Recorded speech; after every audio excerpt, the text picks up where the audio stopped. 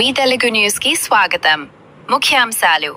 ఖమ్మం జిల్లా వేంసూరు మండలం లింగపాలెం సమీపంలోని గ్రీన్ఫీల్డ్ జాతీయ రహదారిపై హైదరాబాద్ నుంచి రాజమండ్రి వెళ్తున్న Maruti Suzuki Ertiga CNG tyre పేలడంతో అదుపు తప్పి రైలింగ్ను ఢీకొట్టడంతో వ్యాపించిన మంటలు కారుని దగ్ధం చేశాయి.